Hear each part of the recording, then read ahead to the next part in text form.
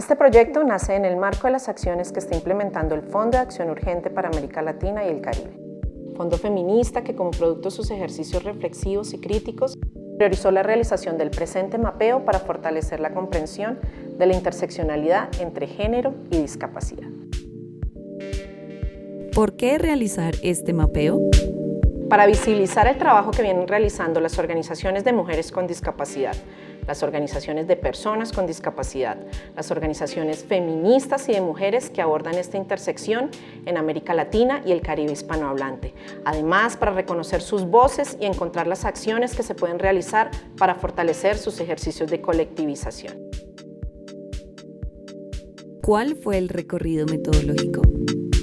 Como primer paso, realizamos una etnografía virtual a través de 1.597 consultas en Internet. Instagram, Twitter, Facebook y Google. Se envió correo a 524 organizaciones de Latinoamérica y el Caribe hispanohablante. Se aplicaron 78 formatos accesibles a las organizaciones. Se realizaron 36 entrevistas semiestructuradas y finalmente mapeamos a 44 organizaciones. Resultados. A continuación les voy a contar algunos de los principales porcentajes encontrados. El 38% de las organizaciones surgieron por iniciativa de un grupo de mujeres. El 68% están legalmente constituidas. El 47% de las organizaciones está constituida entre 10 y 50 miembros. El 46% cuenta con una sede, de las cuales el 37% funciona en una sede prestada. El 40% de las organizaciones manifestaron que entre el 10 y el 30% de sus integrantes son personas con discapacidad. El 26% de las organizaciones manifestaron que el 0% de los miembros de la junta directiva o en cargos de coordinación son personas con discapacidad. El 35% de las organizaciones se dedican a capacitación, formación, difusión, comunicación y campañas. El 28% de las organizaciones incluyen todas las discapacidades. El 75% de las organizaciones trabajan en red y de estas el 30% de las redes son de cobertura nacional. El 60% de las organizaciones trabajan el tema de derechos sexuales y reproductivos. Las organizaciones de personas con discapacidad eran machistas, autoritarias y autócratas. El foco de nuestra organización era incluir a esas mujeres que hacían la pega, a las que no eran promovidas al directorio y quedaban en ámbitos como secretaria y tesorera, a las personas que hacíamos el trabajo. ¿Cuáles son los principales avances, logros y retrocesos en los derechos de las personas con discapacidad? Los avances, logros y retrocesos acá documentados hacen parte del ejercicio de sistematización de los testimonios de las organizaciones participantes en el proyecto Mapeo, Discapacidad y Feminismos con respecto a la implementación de la Convención Internacional de los Derechos de las Personas con Discapacidad. Los países de América Latina y el Caribe hispanohablante firmaron y ratificaron la Convención junto con el protocolo facultativo. Hablamos con algunas organizaciones sobre los avances, logros y retrocesos en la implementación de la Convención y este es el panorama. Un gran avance es la aprobación de leyes que establecen las garantías del derecho a la capacidad legal de las personas con discapacidad y de las cuales son referentes Perú y Colombia. Aplaudimos estas iniciativas, pero es necesario fortalecer los procesos de capacitación en capacidad jurídica en las organizaciones. El trabajo en la modificación de leyes que impiden y restringen el ejercicio de los derechos de las personas con discapacidad. Aumentó el número de funcionarios con discapacidad en el sector público y privado, pero la gran mayoría están en cargos técnicos, aunque cuenten con formación profesional. Según estas organizaciones, Colectiva Mujeres Diversas, Libertad, Conocimiento, Empoderamiento, de Pasto, Colombia, Liga de Cuerpos Incómodos, de México, Asociación Luchando contra Viento y Marea, de Perú, Gente Pequeña, de Guatemala, FEMUCADI, de Nicaragua. Se promueven leyes de cuotas e inclusión laboral, pero estas no se cumplen, y la representación de las mujeres con discapacidad sigue siendo menor y en muchos de los casos inexistente. Según Luna Irazábal, de Uruguay, y Gente Pequeña, de Guatemala. Se han adecuado los espacios físicos para que sean accesibles y las personas con discapacidad puedan ejercer su derecho al voto. Según Centro Julia Pastrana, de Entre Ríos, Argentina. Se ha trabajado en la transformación y reflexión en los profesionales de la educación para eliminar imaginarios y prejuicios hacia las personas con discapacidad. según Fundación Paso a Paso de México. Cuando se habla de la convención, se piensa en las personas con discapacidad de la ciudad, pero no en las personas de comunidades indígenas con discapacidad y quienes viven en la ruralidad. Según Aprovites de El Salvador y Liga de Cuerpos Incómodos de México. La formulación e implementación de algunas políticas públicas están desde un enfoque médico-asistencialista.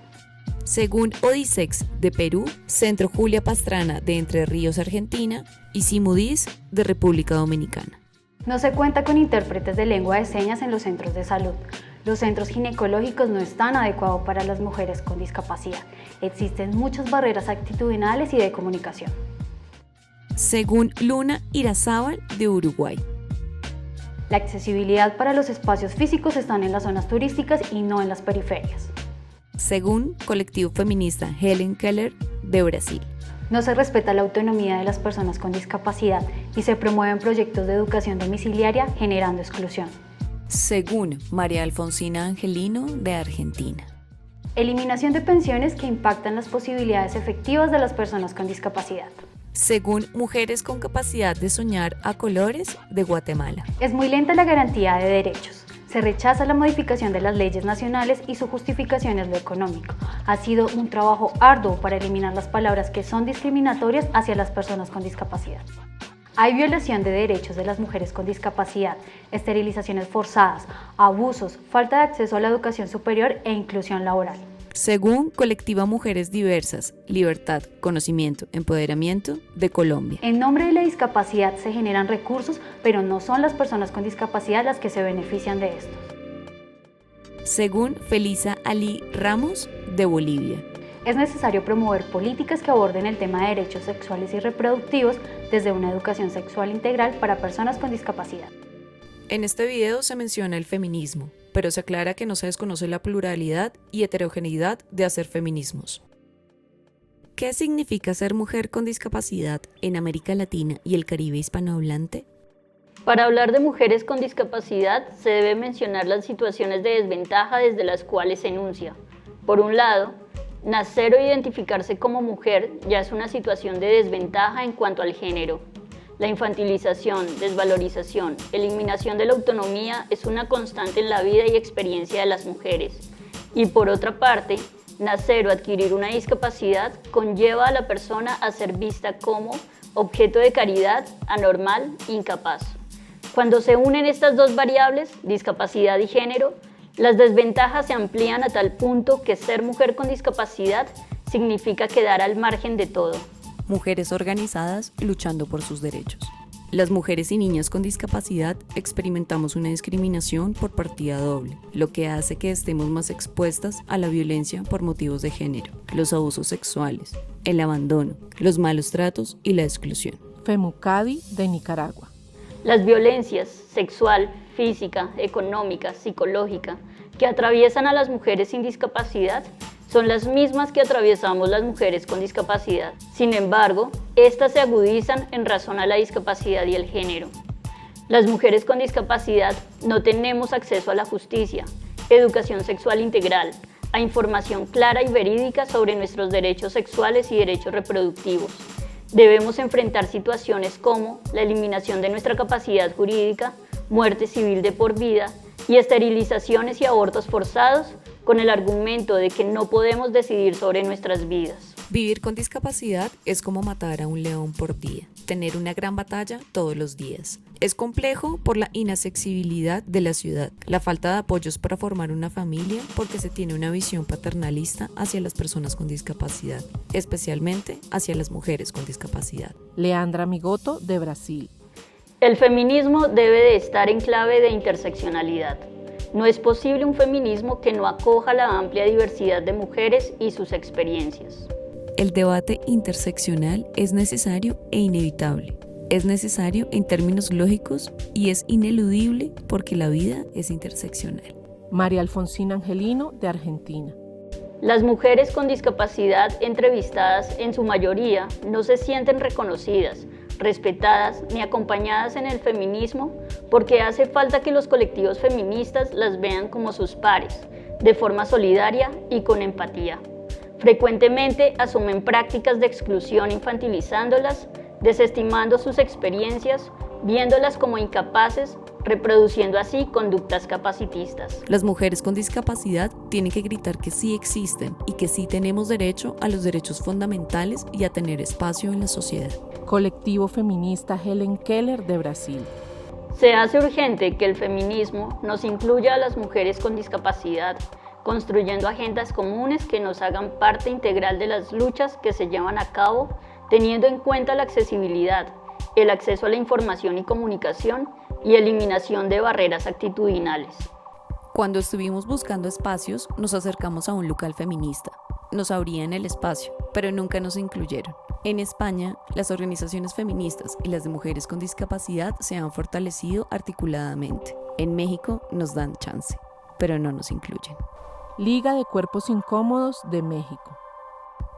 Es fundamental que los colectivos feministas y de mujeres comprendan que nuestras experiencias de vida son tan importantes como las del resto de mujeres y estas experiencias pueden aportar de manera significativa a la lucha por los derechos de todas sin excepción. Los espacios feministas son acogedores. Las mujeres se sienten protegidas, pero ¿son accesibles?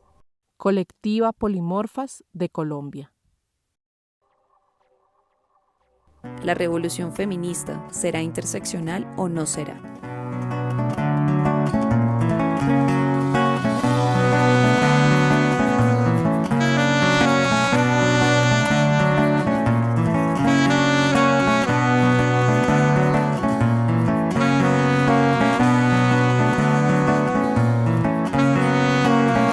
Todas del color de tierra, de la montaña, de la cañada, las que guardan en sus pechos los cuatro vientos, la luz del alba, que poseen pasamos